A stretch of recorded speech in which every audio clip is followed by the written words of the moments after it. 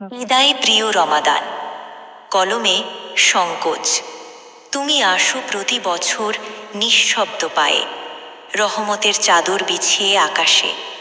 আমি অপেক্ষায় থাকি দরজার কাছে, বুকের ভেতর একরাশ না বলা কথা নিয়ে।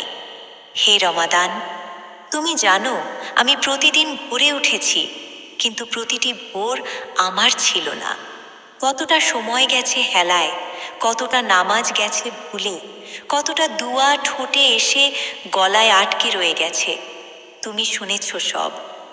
আজ তোমার বিদায়ের সন্ধ্যায় আমি শুধু একটু বসতে চাই, চুপ করে।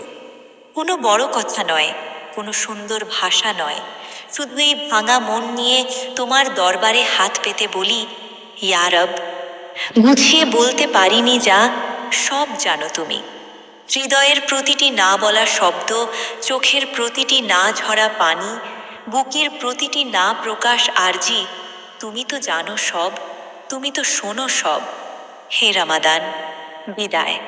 কিন্তু যাওয়ার আগে একটু থেমে যাও, আমার মায়ের জন্য বলে যাও, যার হাতের দোয়া আমার মাথার ওপর, যার চোখের পানি সেজদায় পড়েছে আমার জন্য বারবার, তার প্রতিটি মিনতি কবুল করো। আমার বাবার জন্য বলে যাও, যিনি নীরবে বহন করেছেন সব, যার ক্লান্ত হাতে লেগে আছে সন্তানের স্বপ্নের রং, তার নিঃশব্দ প্রার্থনা পৌঁছে দাও। হে রমাদান, আমি পাপী, এই কথা বলতে লজ্জা নেই আমার। প্রতিটি রাতে ঘুমানোর আগে নিজের দিকে তাকিয়ে দেখি কতটুকু পথ আলোর দিকে হেঁটেছি, কতটুকু আবার অন্ধকারে ফিরেছি।